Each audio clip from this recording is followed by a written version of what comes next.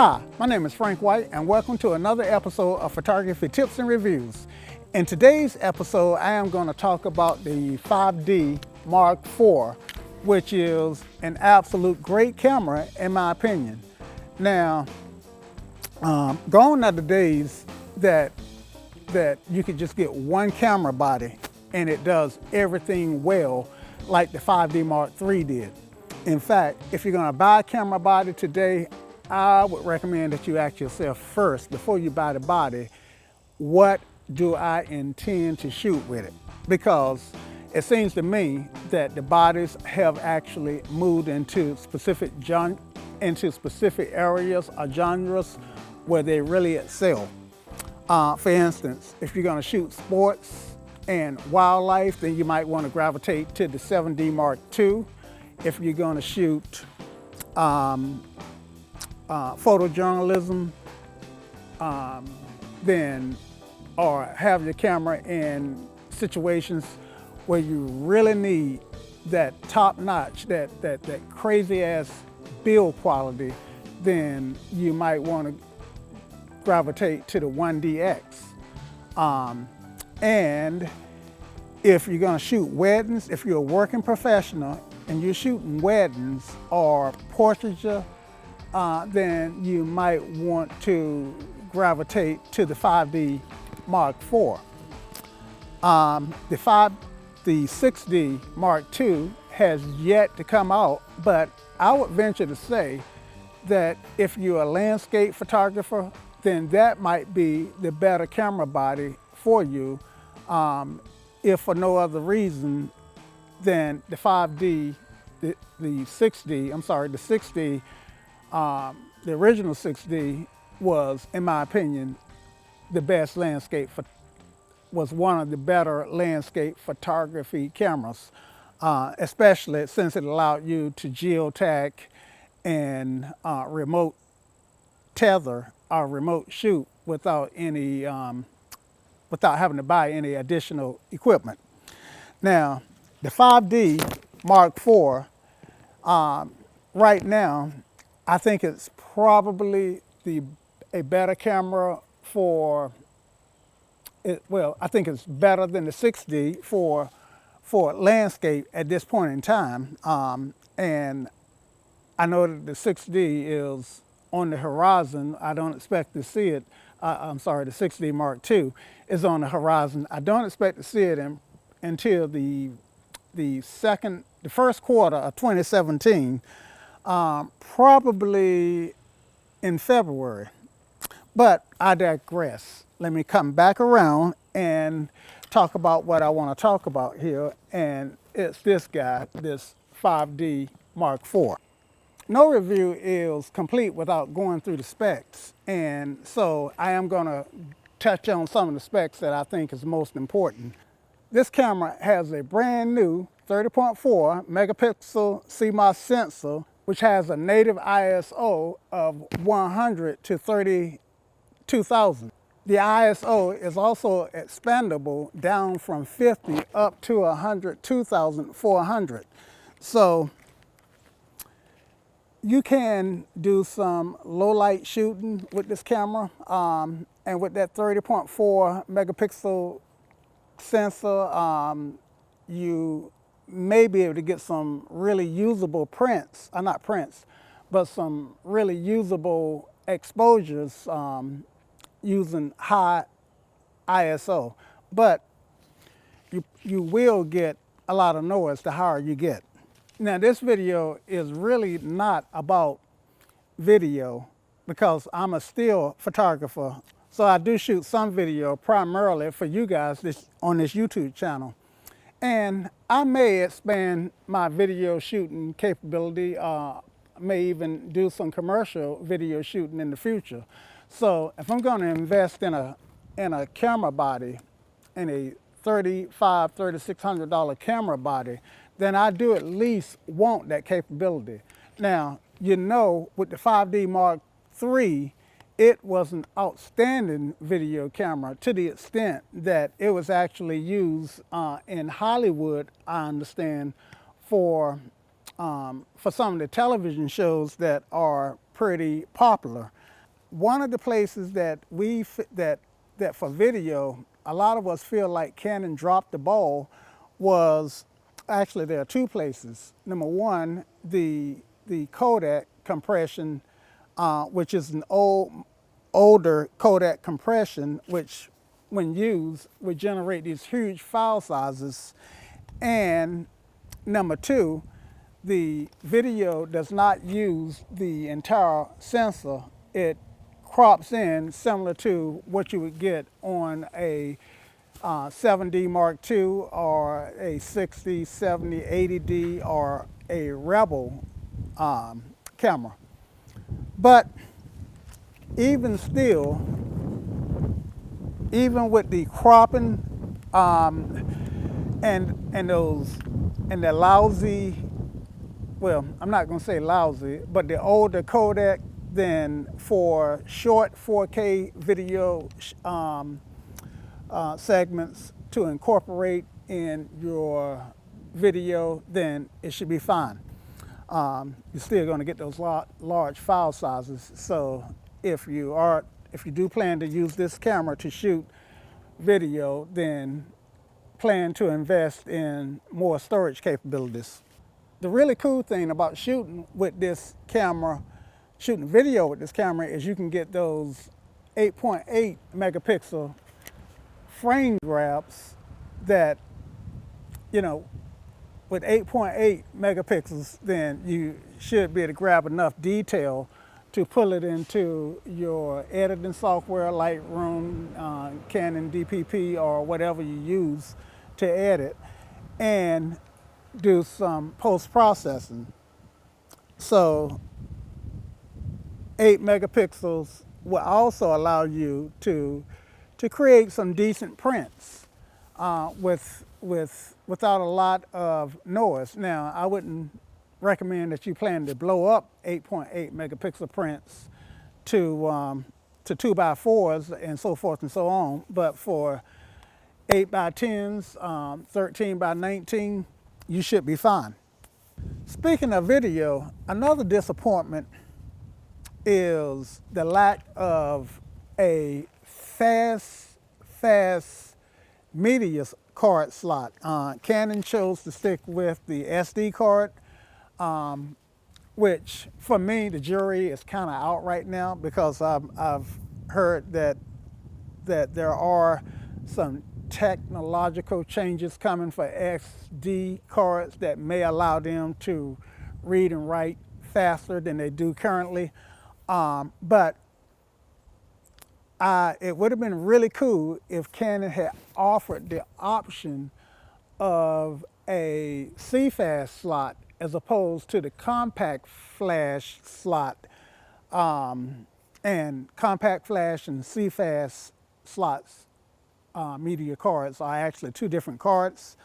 But it really would have been cool if they had offered the CFast slots, and perhaps, who knows, there may have even been someone who would have created some sort of add-on attachment so that you could adapt a compact flash card to CFast. Sort of the way, if you remember, when you had these cassette tape decks in your car, and you could drop a cassette tape cartridge in your cassette player and expand it so that you could plug in your DVD or CD player to your cassette player.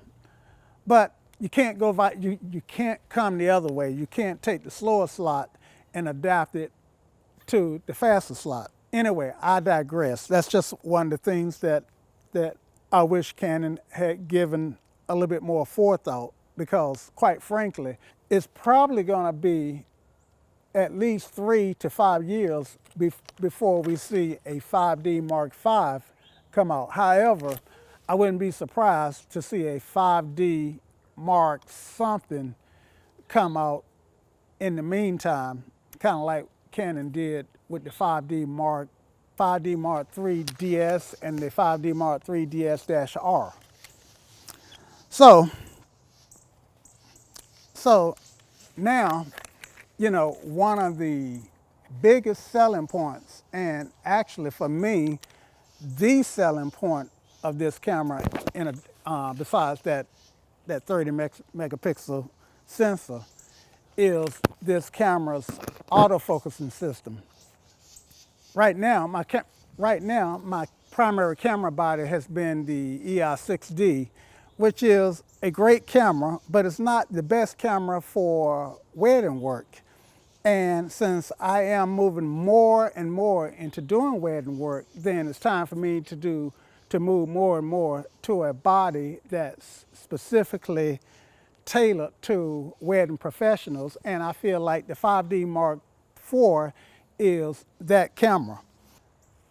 The reason why this camera body is so tailored to wedding professionals is primarily because of the autofocusing system in this camera body.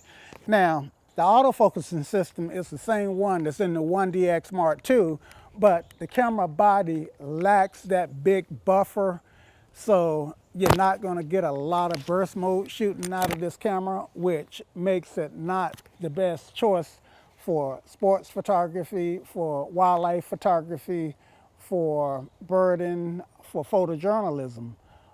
Anywhere where you're going to want to rattle off a bunch of shots, then this is not the camera for you.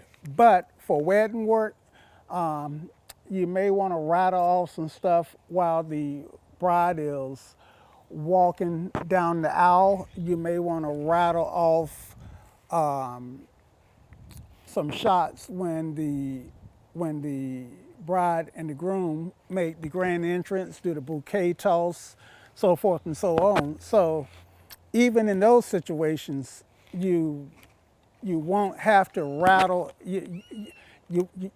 Even in those situations, you won't have a lot of really fast moving subjects to shoot.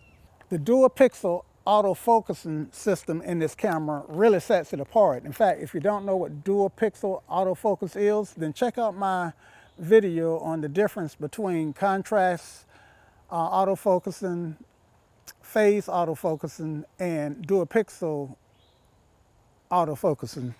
One of the other really cool features of this camera is the touch screen that's in the back. Now, one of my camera bodies is the Rebel T4i, and one of the best things I like about that camera is that touch screen. I'm able to jet through the menus with that guy. I don't have to worry about trying to rely on the joystick here to do my navigation. I can just touch stuff, and so it just made dialing in stuff a lot more quicker. Now, what I really miss and had really hoped that Canon would add to this body was that articulating screen. I mean, that would have been gravy. That would have been icing on the cake. That would have been the cherry on the whipped cream. That would have been awesome. But since I don't have that, then I do get some of what I wanted in the fact that I can navigate with the touch screen. Also, this camera has a DIGIC processor. That's technical, but needless to say that each iteration of a processor is going to get faster and do more. So the DIGIC, I actually said that wrong. It actually has the DIGIC Plus processor, which to me is the precursor to the Digi7 processor. But if you're a Windows guy and you're looking at an i7 processor, then you probably know that each generation of the i7 processor for computers will allow you to do more and more. There's the i7 generation 1, And right now, for the Intel i7 processor, we're at generation 6. Well, Canon, for its processing power, is at generation 6.5, or as they like to call it, the Digi 6 Plus. So I hope that makes sense. So so this camera does have 61 autofocusing points, with 41 of them being cross-type autofocusing points. And again, reference this video to learn more about cross-type autofocus points, which allow us to do a little bit more with composition as opposed to the 5D Mark III, where your autofocusing points are a little bit closer together. Now, Canon has made a big deal about that dual pixel RAW mode, which basically is a system that allows the camera to record 2 images as opposed to 1, and allow you to make some micro adjustments in post. But if you're making 2 images in RAW, then needless to say, then you're using double the processing speed, you're using double the amount of space, double the transfer time. If it's not quite double, it's close to it. So for me, the jury is still out on the dual pixel RAW. I have not spent any time evaluating it in this go round, and I doubt I spend any real time. Now, since I am coming from the 6D, then discovering GPS and Wi-Fi is not new for me, but I'm hoping that Canon has improved the Wi-Fi capability of the systems.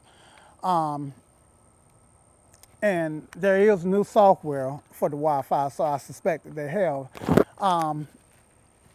At the original Wi-Fi for the 6D, I can tell you, was not that intuitive, but still, it was useful, especially for tethered shooting. Now, for me, that's where Wi-Fi really shined, to give me the ability to pull out my cell phone, drop this guy on the tripod, drop the camera body on the tripod, and control stuff from the cell phone.